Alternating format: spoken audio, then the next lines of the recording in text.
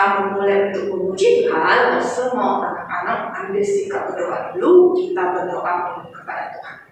Tuhan, terima kasih untuk hari ini, hari yang Engkau berikan untuk kami semua. Tuhan, saat ini kami ingin memuji dan memuliakan nama Tuhan, karena Tuhan memberkati kami, agar kami bisa sungguh-sungguh memuji dan memuliakan nama Tuhan. Dan nama Tuhan Yesus kami sudah berdoa dan ucap syukur. Amin. Nah, adik-adik yang ada di rumah masih ingat tidak kalau Lose bilang sudah siap untuk memuji Tuhan? Jawabnya apa? Saya sudah siap. Yes. Sekali lagi ya, Lose tanya ya. Sudah siap untuk memuji Tuhan? Saya sudah siap. Yes. Nah, karena sudah siap untuk memuji Tuhan, kita nyanyi lagu Matahari Bersinar Terang.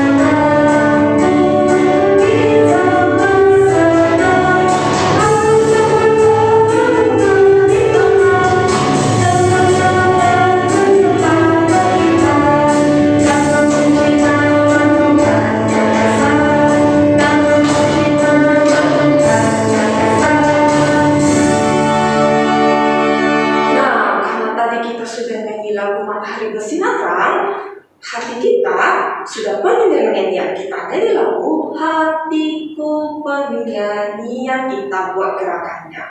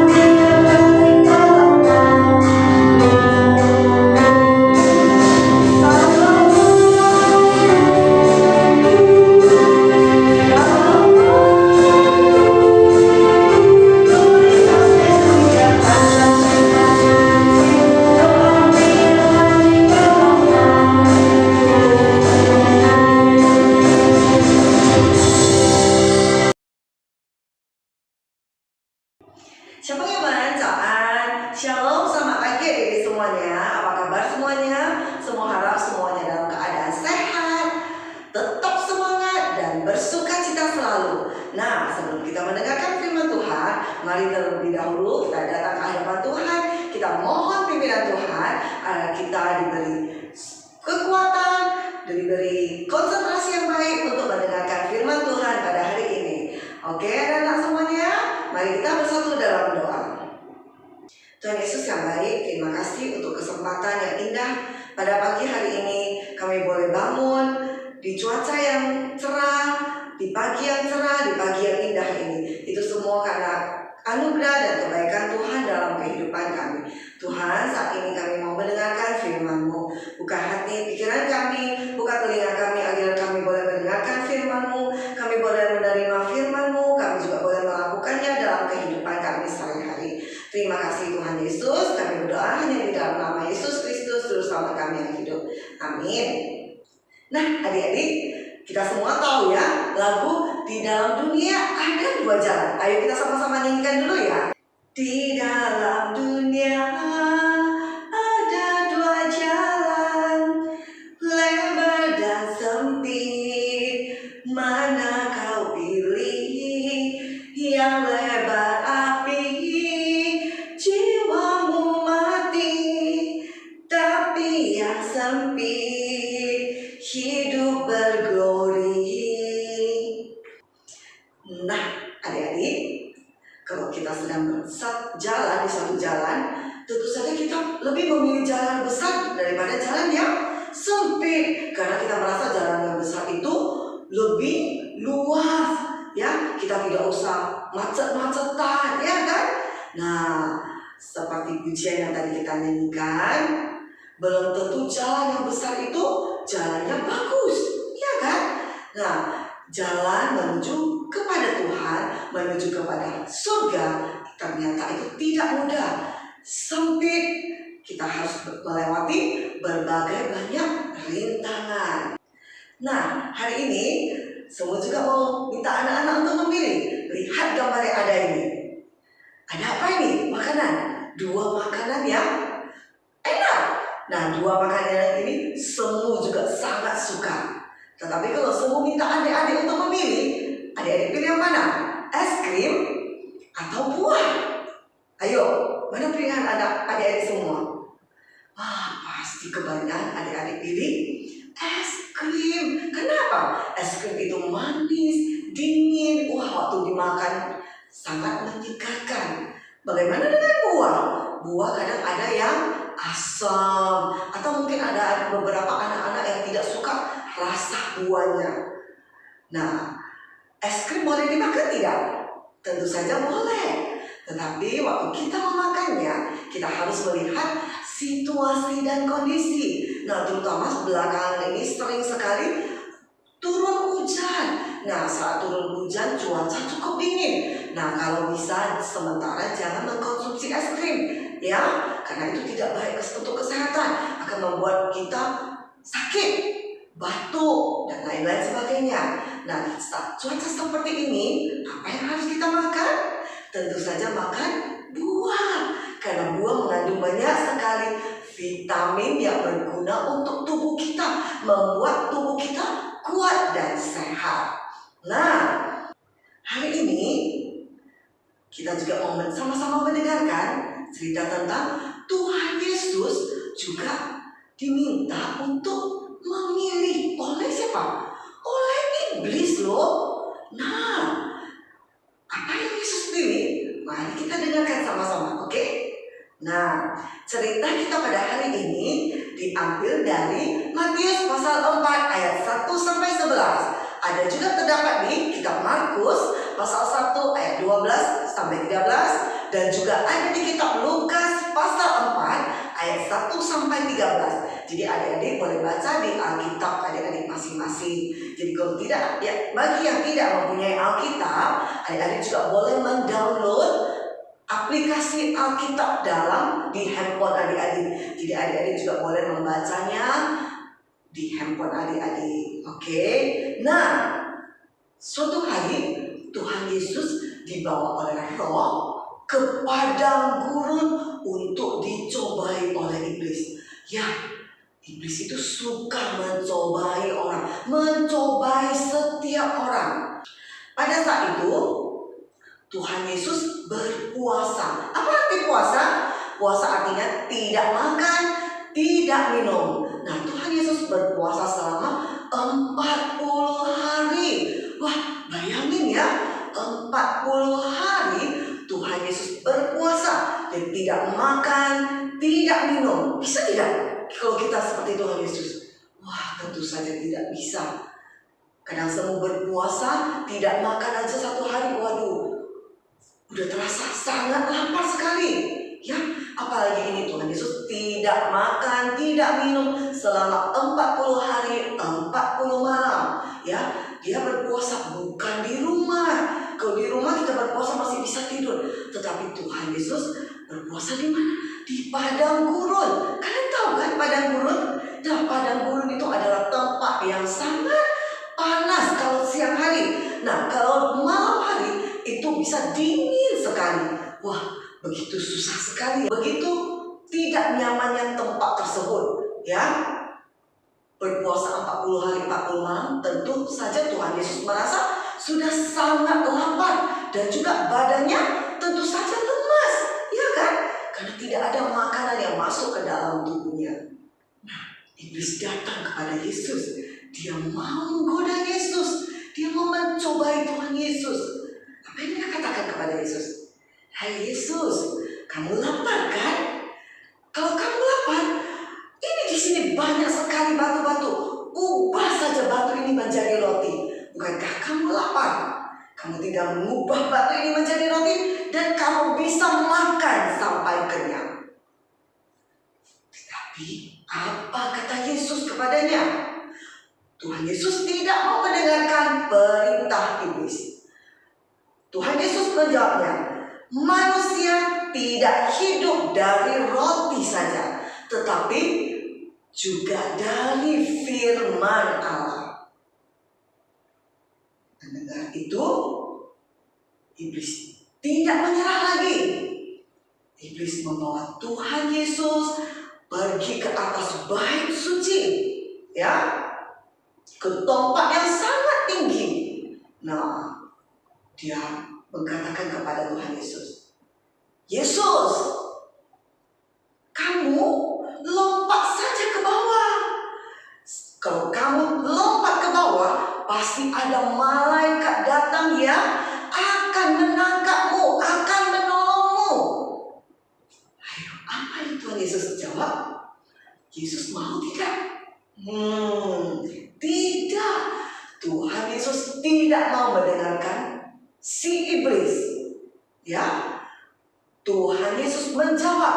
Dia berkata kepada si iblis, di kitab suci tertulis, jangan mencobai Tuhan.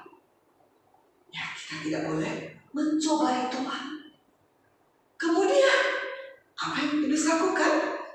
Iblis juga tidak menyerah lagi. Sudah 2 kali kan?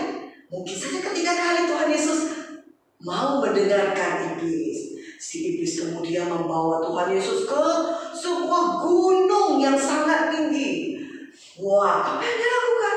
Dia tunjukkan semua kemegahan dunia ini. Dia tunjukkan kerajaan-kerajaan yang ada di dunia ini yang begitu bagus. Nah, dia perlihatkan ada apa? Harta. Bahkan iblis berkata akan menjadikan Tuhan Yesus sebagai raja. Wow, hebat ya. Mau tidak adik-adik? Jadi raja loh. Raja bisa memerintah seluruh dunia ini. Tapi ada satu syaratnya. Kalau kamu mau menjadi raja atas seluruh dunia ini, kamu mau dunia ini menjadi milikmu, syaratnya ada satu. Sembahlah aku, kata si iblis. Wah, apa jawab Tuhan Yesus? Tuhan Yesus menolak, menangkis si iblis. Dia berkata, pergilah, enyahlah iblis. Sebab ada tertulis, engkau harus menyembah Tuhan Allahmu dan kepada dia sajalah engkau berbakti. Sekali lagi saya ulangi apa yang Tuhan Yesus katakan. Yesus berkata, "Enyalah iblis, sebab ada tertulis, engkau harus menyembah Tuhan Allahmu dan hanya kepada Dia sajalah engkau berbakti." Artinya bahwa manusia hanya boleh menyembah kepada Tuhan Allah, tidak boleh menyembah kepada apapun yang ada di dunia ini di luar Allah yang boleh kita sembah. Akhirnya iblis kalah dan dia pergi meninggalkan Tuhan Yesus.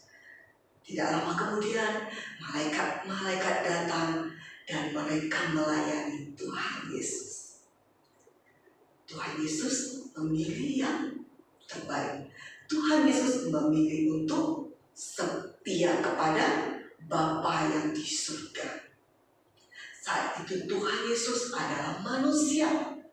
Ya, seperti manusia biasa, dia juga bisa digoda oleh iblis. Kita juga manusia, tentu saja bisa digoda oleh iblis. Tapi apakah pilihan kita? Mau tetap setia kepada Tuhan atau mau mengikuti tawaran dari iblis? Nah, hari ini kalau kita ditanya untuk memilih, kita mendengar tawaran iblis tadi, apa yang kita pilih? Mau ikut iblis atau mau ikut Tuhan? Nah, hari ini coba semua tanya kepada anak-anak semua. Waktu ujian, apa yang mau kita pilih? Sebelum ujian itu kita belajar dengan baik, belajar dengan giat, atau kita malas-malasan? Nanti waktu ujian menyontek saja lah. Mana yang mau kita pilih? Mau belajar atau menyontek? Pilihan ada di diri kita sendiri. Tapi biarlah kita memohon hikmat dari Tuhan agar kita bisa mau memilih yang terbaik. Ya, kita memilih belajar. Kalau kita belajar dengan keras, kita bisa ujian dan mendapatkan hasil yang baik. Itu semua adalah untuk kita sendiri. Kita yang pintar, bukan orang lain yang pintar.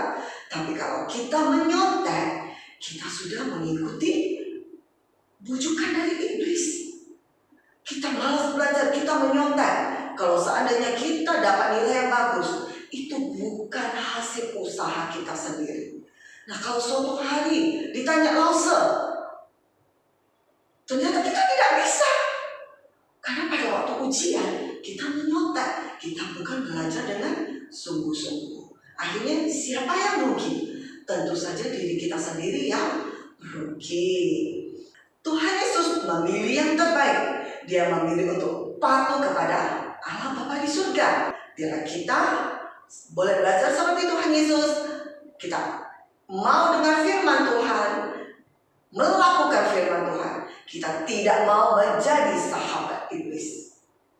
Mari kita setia, datang kepada Tuhan, memuji Tuhan, menyembah Tuhan setiap minggunya melalui ibadah online, membaca firman Tuhan setiap hari, berdoa kepada Tuhan agar kita dijauhkan dari godaan iblis, agar kita bisa kuat menghadapi godaan iblis.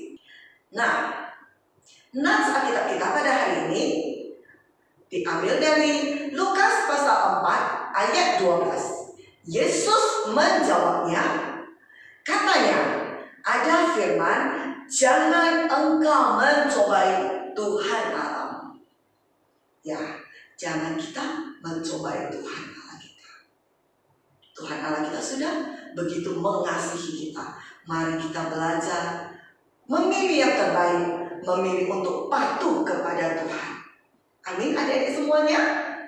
Mari kita bersatu di dalam doa. Tuhan Yesus, terima kasih untuk firman Tuhan pada pagi hari ini yang telah kami dengar. Tuhan, ajar kami anak-anak-Mu, kami boleh dengan bijaksana, dengan penuh hati yang takut akan Engkau, kami boleh memilih untuk tetap setia kepada Engkau, untuk tetap taat dan patuh kepada Tuhan. Tuhan, ajar kami untuk boleh senantiasa rindu, memuji Tuhan, mendengarkan firman-Mu, dan kami boleh melakukannya dalam kehidupan kami sehari-hari. Ajar kami Tuhan untuk boleh memilih yang terbaik dalam hidup kami. Karena kami tahu Tuhan, saat kami memilih yang salah, itu akan merugikan, bahkan mencelakakan diri kami sendiri. Terima kasih Tuhan untuk firman-Mu pada hari ini. Dalam nama Yesus Kristus, Juru Selamat kami yang hidup. Amin. Challenge kita pada hari ini, semua mau minta anak-anak untuk membuat pembatas buku atau pembatas Alkitab, ya, buat di sebuah kertas mungkin yang agak tebal. Nah, kalian boleh tulis firman Tuhan kita pada hari ini, yaitu Lukas pasal 4 ayat 12. Yesus menjawabnya, katanya, ada firman, jangan engkau mencobai Tuhan Allahmu. Tulis, kemudian adik-adik boleh hias, diwarnai dengan baik, ya. Nanti seperti contoh yang ada di samping. Kemudian kirimkan ke WA semua. Oke, adik-adik semuanya, semangat. Semua tunggu hasil challenge hari ini. Kiranya anak-anak boleh berbuat yang terbaik. Pembatas buku ini nanti bisa dipakai untuk membatas bacaan di buku pelajaran ataupun di Alkitab, ya. Jadi mungkin saat kita belajar udah sampai halaman berapa kita lupa kan, kita boleh bawa pakai alat pembatas buku ini, kita selipkan di buku seperti itu. Oke? Sampai jumpa minggu depan. Tuhan Yesus memberkati adik-adik semua. Bye bye. Selamat pagi anak-anak semua. Hari ini ada beberapa pengumuman yang Lause sampaikan. Yang pertama, ayo tetap semangat mengikuti kebaktian sekolah minggu Game It Titus walaupun secara online. Jangan lupa kebaktian sekolah minggu kita dimulai dari jam 8 pagi ya anak-anak. Kalau bisa ikutlah on time dan ketikkan di live chatnya kalau anak-anak hadir. Kemudian yang kedua, masih ingat tidak challenge minggu lalu itu apa? Menggambar wajah yang ada lidahnya. Dan lidahnya itu ada tulisannya dari kitab Yeremia. Ingat anak-anak, kalau sudah buat challenge-nya, sudah dibaca kitabnya, dilakukan dalam kehidupan sehari-hari juga ya. Nah, yang sudah melakukan challenge minggu lalu ada 44 anak. Bagus ya. Nah, anak-anak yang lain jangan mau kalah. Ayo semuanya kita lakukan challenge-nya yang terbaik. Karena kalau bagus challenge-nya akan mendapatkan tambahan poin supaya lebih dari 44 anak. Kalau bisa 100 anak. Nah, jadi anak-anak tetap semangat mengikuti challenge-nya ya. Nah, lalu yang ketiga, persembahan. Langsung lihat ada anak-anak yang sudah memberikan persembahan. Bagus ya. Karena anak-anak sudah belajar memberi walaupun tidak banyak, tapi Tuhan tahu anak-anak sudah belajar memberi persembahan. Jadi itu bagus. Kalau mau memberikan persembahan, boleh dititipkan ke Lause Jelis, Lause Christine, atau langsung transfer ke Lause Salvia. Nah, itu pengumuman dari Lause. Kiranya Tuhan Yesus memberkati anak-anak dan kita semua, supaya kita diberikan kesehatan yang baik ya, dijauhkan dari virus-virus yang berbahaya. Tetaplah memakai masker dan menjaga diri ya, cuci tangan kemanapun kita pergi, dan jaga kebersihan. Oke anak-anak, kiranya Tuhan Yesus memberkati kita semua. Sampai jumpa, bye. Kak, Tuhan menciptakan lidah dan mulut kita untuk memuji dan memuliakan nama Tuhan. Betul, mari kita memuji Tuhan.